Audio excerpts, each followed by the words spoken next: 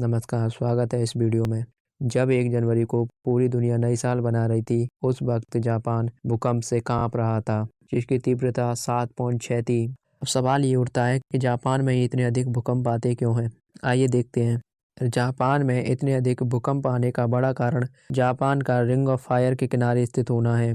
Ring of fire वह क्षेत्र है जहाँ दुनिया के 90% भूकंप आते हैं और पृथ्वी के 75% से भी अधिक ज्वालामुखी यहाँ पाए जाते हैं। दूसरा बड़ा कारण है कि हमारी पृथ्वी 3 भागों में बटी हुई है, जिसकी ऊपरी सतह क्रस्ट कई सारे भागों में टूटी हुई है, जिन्हें टेक्टोनिक प्लेटें कहते हैं। इनमें 16 बड़ी प्लेट हैं।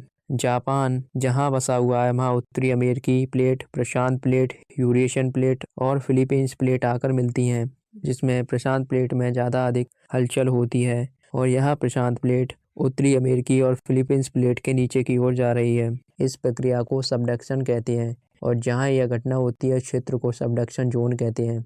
सबडक्शन जोन में ही सबसे ज़्यादा ज्वालामुखी, भूकंप और सुनामी बनते हैं। जब एक प्लेट दूसरी प्लेट के नीचे की ओर जाती है तो उसके किनारे पर गहरी खाइयाँ बन जाती हैं, जो कि आप यहाँ देख सकते हैं। इन्हें महासागर खाई या ओशियन ट्रेंच कहते हैं। हिंदी में इन्हें महासागरीय गर्त कहते हैं और ऐसा ही ट्रेंच जापान के पूर्व में स्थित है, जिसे जापानी ट्रेंच कहते हैं, जो कि आप यहाँ देख सकते हैं। और सबसे बड़े भूकंप इन्हीं ट्रेंचों में बनते हैं। यही कारण है कि जापान में इतने ज़्यादा अधिक भूकंप और सुनामी आते हैं। जापान में आया 2011 का भूकंप तो सबको याद होगा, इसे कौन भूल सकता है। 11 मार्च 2011 को जापान के उत्तर पूर्व में 9 तीव्रता का भूकंप आया था, जिसे आधुनिक इतिहास का सबसे खतरनाक भूकंप माना जाता है।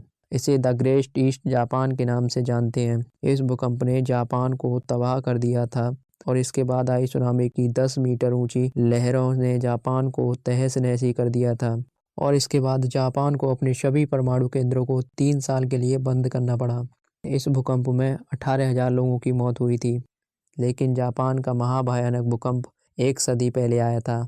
यह भूकंप 1 सितंबर 1923 को ओशियामा आइलैंड पर आया था, जिसकी तीव्रता 7.9 थी। इस भूकंप से जापान की धरती 4 मिनट तक हिलती रही थी और इसने जापान की राजधानी टोक्यो को पूरी तरह तहस नहस कर दिया था।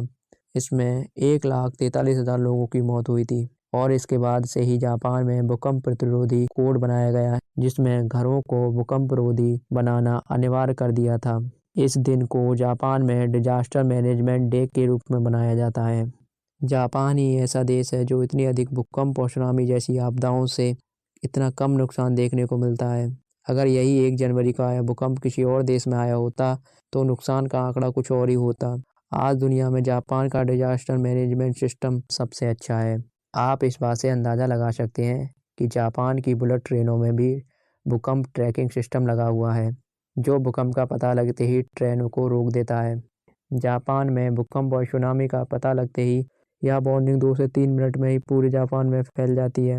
यही कारण है कि जापान में इतने ज़्यादा अधिक भूकंप और सुनामी आते हैं।